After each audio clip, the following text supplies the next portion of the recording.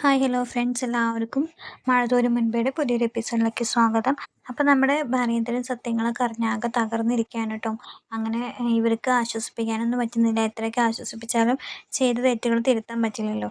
അപ്പോൾ വൈജയന്തിയോടും ഇതിന് കൂട്ടുനിന്ന എല്ലാവരോടും കണക്ക് ചോദിക്കുന്നു പറഞ്ഞിട്ടാണ് ബാലചന്ദ്രൻ അവിടെ നിന്ന് തിരിച്ചു പോരുന്നത് കേട്ടോ. അങ്ങനെ ആകെ തകർന്ന് വീട്ടിലെത്തുന്ന ബാലചന്ദ്രൻ ആകെ അവശനായിട്ടാണ് വീട്ടിലെത്തുന്നത്. മുഖമൊക്കെ ആകെ വയ്യാത്ത പോലെയായി ആകെ അവശനായിട്ട് വീട്ടിലെത്തുന്ന ബാലചന്ദ്രനോട് നല്ല രീതിക്കാണ് അലീന പെരുമാറുന്നെങ്കിലും ബാലചന്ദ്രൻ അലീനയോടൊക്കെ ദേഷ്യപ്പെട്ടിട്ടാണ് ട്ടോ തിരിച്ച് പെരുമാറുന്നുണ്ടാവുക. അത്രയും ദേഷ്യം ഉള്ളിലൊതുക്കിയിട്ടാണ് ബാലചന്ദ്രൻ നടക്കുന്നത് കേട്ടോ. കാണുന്നവരോടൊക്കെ ദേഷ്യപ്പെടുകയാണ് ചെയ്യുക കേട്ടോ. അപ്പം അങ്ങനെ റൂമിൽ കയറി വാതിലടയ്ക്കുന്നുണ്ട് ബാലചന്ദ്രൻ. പിന്നീട് അലീന കോഫിയൊക്കെ ആയിട്ട് ചെല്ലുന്നുണ്ട്. വാതിൽ മുട്ടുമ്പോൾ ആദ്യമൊന്നും തുറക്കില്ല കേട്ടോ. കുറച്ച് കഴിഞ്ഞിട്ട് ബാലചന്ദ്രൻ വാതിൽ തുറക്കുന്നുണ്ട്. ആകെ അവശനായിട്ട് കോഫിയൊക്കെ കൊടുക്കുന്നുണ്ട്. കോഫി കൊടുത്തു കഴിഞ്ഞ് കോഫിയൊക്കെ കുടിച്ച് ബാലചന്ദ്രൻ അലീനയോട് കാര്യങ്ങളുടെ സത്യാവസ്ഥ ചോദിച്ച് മനസ്സിലാക്കുന്നുണ്ട് കേട്ടോ. ബാലചന്ദ്രൻ ഈ കാര്യം അറിഞ്ഞു എന്ന് അറിയുമ്പോൾ അലീനയ്ക്ക് നിൽക്കക്കള്ളിയില്ല കേട്ടോ. ആദ്യമൊന്നും അലീന സമ്മതിച്ചു കൊടുക്കുന്നില്ല കേട്ടോ. പിന്നീട് അലീന അത് സമ്മതിക്കുന്നുണ്ട്. വൈജയന്തിയുടെ മകളാണെന്നുള്ള കാര്യം അലീന സമ്മതിക്കുന്നുണ്ട് കേട്ടോ. കാരണം രേവതിക്കുട്ടിയുടെ കോൾ റെക്കോർഡ് അലീനയ്ക്ക് കേൾപ്പിച്ചു കൊടുക്കുമ്പോഴാണ് അലീന സമ്മതിക്കുന്നത് കേട്ടോ. അത് വളരെ വിഷമിച്ചിട്ടാണ് അലീന അത് സമ്മതിക്കുക. എന്നിട്ട് അലീന പറയുന്നുണ്ട്, ഞാൻ കാരണം ഈ വീട്ടിലൊരു പ്രശ്നം ഉണ്ടാവരുതെന്ന് വിചാരിച്ചിട്ടാണ് ആരോടും ഒന്നും പറയാഞ്ഞത്. ആരും അറിയാതെ വന്ന് തിരിച്ചു പോകണമെന്ന് ഞാൻ വിചാരിച്ചിട്ടുണ്ടായിരുന്നുള്ളൂ. സാറിൻ്റെയും മാഡത്തിൻ്റെയും കുടുംബത്തിൽ കയറി ആ കുടുംബം നശിപ്പിക്കണമെന്ന് ഞാൻ വിചാരിച്ചിട്ടില്ല ഒരിക്കലും. ആരും അറിയരുതെന്ന് പറഞ്ഞിട്ടാണ് പ്രജിത മമ്മി എന്നെ ഇങ്ങോട്ട് അയച്ചത്. പക്ഷെ ഇങ്ങനെയൊക്കെ ആവുമെന്ന് ഞാൻ അറിഞ്ഞില്ല. മാഡം ഇതൊരിക്കലും അറിയരുത്. സാറ് മാഡത്തിനെ തെറ്റിദ്ധരിക്കരുതെന്നൊക്കെ പറയുന്നുണ്ട് കേട്ടോ. അപ്പോൾ ബാലചന്ദ്രൻ പറയുന്നുണ്ട്, തെറ്റിദ്ധരിക്ക് പിന്നെ എൻ്റെ ജീവിതം നശിപ്പിച്ച് അവളെ ഞാൻ നല്ലവളായിട്ട് കാണണമെന്നൊക്കെ പറയുന്നുണ്ട് കേട്ടോ. എത്രയൊക്കെ ഇനി അവളെ എന്തൊക്കെ അവളെ വെള്ളപൂശിയാലും എനിക്ക് അവളെ ഇനി പഴയ പോലെ കാണാൻ പറ്റില്ല. കാരണം 22.5 വർഷം എൻ്റെ കൂടെ ജീവിച്ചിട്ട് അവൾ എന്നെ വഞ്ചിക്കുകയായിരുന്നു. അവൾ മാത്രമല്ല അവളുടെ വീട്ടുകാരും കൂടി എന്നെ വഞ്ചിക്കുകയായിരുന്നു. അവൾക്ക് എപ്പോഴെങ്കിലും എന്നോട് ഈ സത്യം പറയാമായിരുന്നു. ഞാനത് അംഗീകരിക്കുമായിരുന്നു. പക്ഷേ ഇതിങ്ങനെ അറിയേണ്ടി വന്നതിൽ എനിക്ക് ഒരുപാട് വിഷമമുണ്ട്. 22 വർഷം എൻ്റെ ജീവിതം വെറുതെ പോയില്ലേ. എൻ്റെ മക്കൾ, എൻ്റെ കുടുംബം, ഒരു കുടുംബമായിട്ടൊന്നും എനിക്കിത് തോന്നിയിട്ട് തന്നെ ഉണ്ടായിരുന്നില്ല. അവളെന്തോ വാശി തീർക്കുന്ന പോലെയായിരുന്നു എൻ്റെ കൂടെ ജീവിച്ചിരുന്നത് എന്നൊക്കെ ബാലചന്ദ്രൻ പറയുന്നുണ്ട് കേട്ടോ. 22 വർഷം നിനക്ക് നഷ്ടമായില്ലേ. ഒരു അനാഥാലയത്തിൽ ഒരു അനാഥയെ പോലെ നിനക്ക് ജീവിക്കേണ്ടി വന്നില്ലേ. എല്ലാം അവളും അവളുടെ വീട്ടുകാരും തമ്മിൽ ഒത്തുകൂടി നടത്തിയതാണെന്നൊക്കെ പറയുന്നുണ്ട് കേട്ടോ. അപ്പം അലീന പറയുന്നുണ്ട്, എനിക്ക് അമ്മയെ കാണണമെന്ന് മാത്രമേ ഉണ്ടായിരുന്നുള്ളൂ. അല്ലാതെ ഇങ്ങനെ വലിയൊരു വീട്ടിൽ ജീവിക്കണമെന്നൊന്നും എനിക്ക് തോന്നിയിട്ടില്ല. അനാഥാലയത്തിൽ ഞാൻ സന്തോഷമായിട്ട് തന്നെ ജീവിച്ചിരുന്നത് എന്നൊക്കെ പറയുന്നുണ്ട് കേട്ടോ. അങ്ങനെ ഇവർ പരസ്പരം സംസാരിച്ചുകൊണ്ടിരിക്കുന്ന സമയത്താണ് ബാലചന്ദ്രന് പെട്ടെന്ന് ഒരു അറ്റാക്ക് വരിക കേട്ടോ. അങ്ങനെ ബാലചന്ദ്രൻ കുഴഞ്ഞു വീഴുന്നുണ്ട് ആ റൂമിൽ. എന്ത് ചെയ്യണം എങ്ങനെ ചെയ്യണം എന്നറിയാതെ അലീന ആകെ പേടിക്കുന്നുണ്ട് കേട്ടോ. പെട്ടെന്ന് ബാലചന്ദ്രൻ കുഴഞ്ഞു വീണപ്പോൾ ഈ സത്യങ്ങളൊക്കെ അറിഞ്ഞ് ആകെ മനം നൊന്തിട്ടാണ് ബാലചന്ദ്രൻ അവിടെ ഇരിക്കുന്നത് കേട്ടോ. അപ്പോൾ കുഴഞ്ഞു വീണപ്പോൾ വേഗം അലീന ആംബുലൻസ് വിളിച്ച് വരുത്തുന്നുണ്ട് കേട്ടോ. അങ്ങനെ ആംബുലൻസ് വന്ന് അലീന മുത്തശ്ശിയോടൊക്കെ പറഞ്ഞ് പെട്ടെന്ന് ഹോസ്പിറ്റലിലേക്ക് കൊണ്ടുപോകുന്നുണ്ട് കേട്ടോ. ഹോസ്പിറ്റലിൽ എത്തിയിട്ട് പിന്നെയാണ് മനുവിനെ വിവരം അറിയിക്കുന്നത് കേട്ടോ. മനുവിനെയാണ് വിവരം അറിയിക്കുന്നത്. മനു ആണ് പിന്നീട് വൈജയന്തിനെയൊക്കെ വിളിച്ച് കാര്യങ്ങൾ അറിയിക്കുന്നത് കേട്ടോ. ഇതിൻ്റെ ഇടയിൽ വൈജയന്തി പോലീസിലൊരു കംപ്ലൈൻ്റ് ഒക്കെ കൊടുക്കുന്നുണ്ട് കേട്ടോ. ബാലേന്ദ്രനെ കാണാത്തതുകൊണ്ടും ഒരു വിവരവും ഇല്ലല്ലോ. അതുകൊണ്ട് മനുവിൻ്റെ നിർദ്ദേശപ്രകാരം പോലീസിലൊരു കംപ്ലൈൻ്റ് ഒക്കെ വൈജയന്തി കൊടുത്തിട്ടുണ്ട്. വൈജയന്തി അന്ന് ഓഫീസിൽ പോയിരിക്കുകയായിരുന്നു കേട്ടോ, ബാങ്കിൽ പോയിരിക്കുകയായിരുന്നു.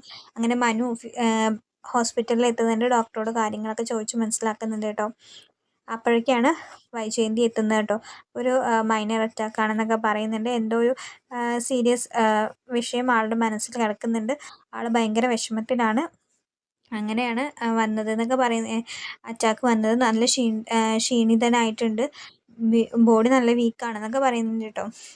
അങ്ങനെ എന്താണ് ഇപ്പോൾ പെട്ടെന്ന് ബാലേന്ദ്രന് ഇങ്ങനെ ഉണ്ടാവാന്നുള്ള കാരണം ആർക്കും അറിയുന്നില്ല കേട്ടോ.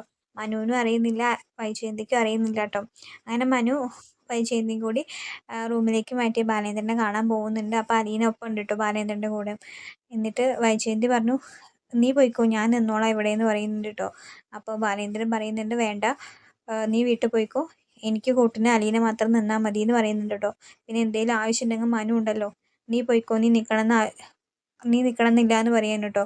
അപ്പോൾ അത് വൈജയന്തിക്ക് ഭയങ്കര വിഷമമാവും. വൈജയന്തി പറയുന്നത് ബാലേന്ദ്രൻ എന്താ ഇങ്ങനെ പറയുന്നത്, നിങ്ങളെ കാണാണ്ട് ഞാൻ എത്ര വിഷമിച്ചു അറിയാം, എത്ര കോള് ഞാൻ വിളിച്ചു, ഒരെണ്ണം എടുക്കാൻ നീ, ഇതിന് മാത്രം എന്ത് പ്രശ്നം ബാലേന്ദ്രന് ഉണ്ടായതെന്ന് എന്നോട് പറഞ്ഞൂടെ എന്ന് ചോദിക്കുന്നുണ്ട് കേട്ടോ. അപ്പോൾ ബാലേന്ദ്രൻ പറയുന്നുണ്ട് എനിക്കൊന്നും പറയാനുമില്ല, ഒന്നും കേൾക്കുകയും വേണ്ട, എൻ്റെ കൂടെ ഇപ്പോൾ ബൈസ്റ്റാൻഡറായിട്ട് അലീനയും മനു നിന്നാൽ മതി, നീ വീട്ടിലേക്ക് പോയിക്കോ എന്ന് പറയുന്നുണ്ട്. അവിടെ അമ്മ ഒറ്റയ്ക്കല്ലേ എന്ന് പറയുന്നുണ്ട് കേട്ടോ. വൈജയന്തിനെ ഒരു ഒഴിവാക്കുന്നത് പോലെ വൈജയന്തിക്ക് തോന്നും കേട്ടോ. കാരണം അത് വൈജയ്ക്ക് ഭയങ്കര വിഷമാവും കേട്ടോ. എല്ലാത്തിനും അലീന മതിയെന്ന് എന്നൊരു വാക്ക് പറയുമ്പോൾ വൈജയന്തിക്ക് താനൊന്നും അല്ല എന്നുള്ള പോലെ തോന്നും കേട്ടോ. അങ്ങനെ വൈജയന്തിക്ക് നല്ല വിഷമാവും. വൈജയന്തി അങ്ങനെ പുറത്തേക്ക് പോകുന്നുണ്ട് കേട്ടോ. വൈജയന്തി പോയത് മനു ചോദിക്കുന്നുണ്ട്, എന്തിനാ അങ്കിൾ ആൻറ്റിയോട് അങ്ങനെയൊക്കെ പറയേണ്ട ആവശ്യം, ആൻറ്റി അല്ലേ നിൽക്കേണ്ടത്, ആൻറ്റി നിന്നപ്പോൾ എന്ത് പ്രശ്നം എന്ന് ചോദിക്കുന്നുണ്ട് കേട്ടോ. അപ്പോൾ ബാലേന്ദ്രൻ പറയുന്നുണ്ട് കേട്ടോ, നിനക്ക് നിൻ്റെ ആൻറ്റി വലുതായിരിക്കും, പക്ഷെ എനിക്ക് അവൾ ഇനി ആരും അല്ല എന്ന് പറയാൻ കേട്ടോ. അപ്പോൾ ഇതൊക്കെ പുറത്ത് നിന്നിട്ട് വൈജയന്തി കേൾക്കുന്നുണ്ട്. അപ്പോൾ എന്താ അങ്കിൾ ഇങ്ങനെയൊക്കെ പറയുന്നത്, അങ്കിൾ എവിടെയായിരുന്നു, ആൻറ്റി എത്രമാത്രം ടെൻഷൻ അടിച്ചു അറിയാം, എന്നെ എത്ര വിളിച്ചു, ഞാൻ എത്ര വട്ടം അങ്കിളിനെ വിളിച്ചു, അങ്കിൾ എന്താ ഫോൺ എടുക്കാഞ്ഞെന്നൊക്കെ ചോദിക്കുന്നുണ്ട് കേട്ടോ. അപ്പോൾ ബാലേന്ദ്രൻ പറയുന്നുണ്ട് കേട്ടോ, ഒരു ചതിയുടെ കഥ അന്വേഷിക്കാൻ വേണ്ടി പോയതാണ്, എല്ലാവരും കൂടി എന്നെ ചതിക്കുകയായിരുന്നു 22.5 വർഷം, അതിൽ അവളും ഉണ്ട്, അവളുടെ വീട്ടുകാരും ഉണ്ട്, നിൻ്റെ അച്ഛനും നിൻ്റെ മുത്തശ്ശനും എല്ലാവരും കൂടി എന്നെ ചതിക്കുകയായിരുന്നു, എല്ലാ കള്ളങ്ങളും ഒളിപ്പിച്ച് വെച്ചിട്ടായിരുന്നു അവളെ എനിക്ക് വിവാഹം കഴിച്ച് തന്നതെന്ന് പറയാൻ കേട്ടോ. അപ്പോൾ ഇതൊക്കെ കേൾക്കുമ്പോൾ തന്നെ വൈജയ്ക്ക് മനസ്സിലായി കാര്യം, തൻ്റെ പാസ്റ്റൊക്കെ ബാലേന്ദ്രന് മനസ്സിലായി എന്നുള്ള കാര്യം വൈജയ്ക്ക് മനസ്സിലാവുന്നുണ്ട് കേട്ടോ. അതിൻ്റെ വൈജയന്തി ഒരു നെറ്റിലൂടെയാണ് കേൾക്കുന്നത് കേട്ടോ. പറയുന്നുണ്ട്, ഈ ഇരിക്കുന്ന അലീനെ നിനക്കറിയില്ലേ, അലീനേനെ തന്നെ വേണമെന്ന് പറഞ്ഞ് നിൻ്റെ മുത്തശ്ശൻ വാശി പിടിച്ചത് എന്തുകൊണ്ടാണെന്ന് നിനക്ക് മനസ്സിലായിട്ടുണ്ടായിരുന്നു, അല്ലെങ്കിൽ നിനക്കറിയായിരുന്നു എന്ന് ചോദിക്കുന്നുണ്ട് കേട്ടോ മനുവിനോട്. മനു പറയുന്നുണ്ട്, എന്തിന് അവളെ നികിതത്തിൽ നിന്ന് മുത്തശ്ശൻ കണ്ടു, അവളെ ഏർപ്പാടാക്കി, അതുകൊണ്ട് അവളെ തന്നെ കൊണ്ടുവന്നു, അല്ലാതെ അതിൽ വേറെ കാര്യങ്ങളൊന്നും ഇല്ല എന്ന് പറയാൻ കേട്ടോ. ബാലേന്ദ്രൻ പറയുന്നുണ്ട്, അത് നിനക്കറിയുന്ന കഥ, പക്ഷെ സത്യാവസ്ഥ അതല്ല, ഇവള് നമ്മുടെ കുടുംബത്തിലെ ഒരു അംഗമാണ്. നമ്മുടെ കുടുംബത്തിലെ ഒരു അംഗോ?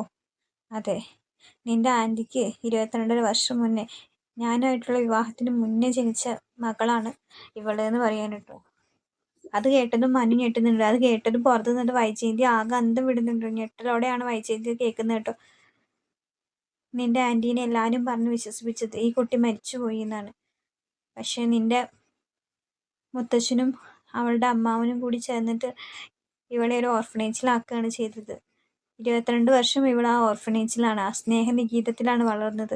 ആ ഓർഫനേജിൽ ഒരുപാട് സഹായങ്ങൾ നിൻ്റെ മുത്തശ്ശൻ ചെയ്തു കൊടുത്തിട്ടുണ്ട്, ഇവൾ വളരുന്ന ഓർഫനേജ് ആയതുകൊണ്ട് മാത്രം.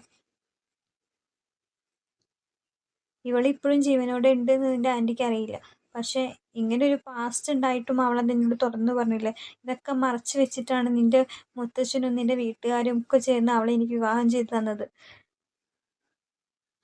ഒരു ചതിക്കപ്പെട്ട ഭർത്താവായിട്ട് ഇനി എന്തിനു ഞാൻ ജീവിക്കണം എന്നൊക്കെ ചോദിക്കുന്നുണ്ട് കേട്ടോ.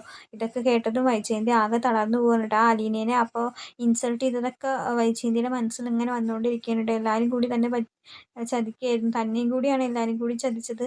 തൻ്റെ മകൾ ജീവനോടില്ല എന്ന് പറഞ്ഞ് പറ്റിച്ചു, അവളെ ഒരു ഓർഫനേജിലാക്കി, ഒരു അനാഥയാക്കി വളർത്തി എന്നൊക്കെ അറിയുമ്പോൾ അങ്ങനെ ആ ഒരു വാക്ക് കേട്ടതോടെ അവിടുന്ന് ഇറങ്ങി പോവാണ് കേട്ടോ വൈജയന്തി. പോകുന്ന പോക്കിലൊക്കെ വൈജയന്തി അലീനേനെ ഇൻസൾട്ട് ചെയ്തതും അലീനേനെ പിഴച്ച പെറ്റതാണെന്നൊക്കെ പറഞ്ഞതൊക്കെ ആലോചിച്ച് ഇങ്ങനെ വിഷമിച്ചിട്ടാണ് കാർ ഓടിച്ച് പോകുന്നത് കേട്ടോ. വീട്ടിലെത്തിയ ഉടനെ ആദ്യം മുത്തശ്ശൻ്റെ മുറിയിലേക്കാണ് കേട്ടോ വൈജയന്തി പോകുന്നത്. അതാകെ വിഷമിച്ചിട്ട് ആകെ തളർന്ന് മുത്തശ്ശൻ്റെ മുറിയിലേക്ക് പോകുന്ന വൈജയന്തിനെ കാണിക്കുന്നുണ്ട് കേട്ടോ. പിന്നീട് വൈജയന്തി ഈ സത്യങ്ങളൊക്കെ മനസ്സിലാക്കുന്നു, ഒന്നും കൂടി ഉറപ്പ് വരുത്തുന്ന എപ്പിസോഡ്സൊക്കെ വരുന്നുണ്ട് കേട്ടോ. അലീന തന്നെയാണ് തൻ്റെ മകളിൽ നിന്ന് ഉറപ്പ് വരുത്തുന്ന സീനൊക്കെ വരുന്നുണ്ട്. അപ്പോൾ വീഡിയോ ഇഷ്ടമാക്കി തന്നെ എല്ലാവരും ഒന്ന് ലൈക്ക് ചെയ്യണം, സബ്സ്ക്രൈബ് ചെയ്യണം. താങ്ക്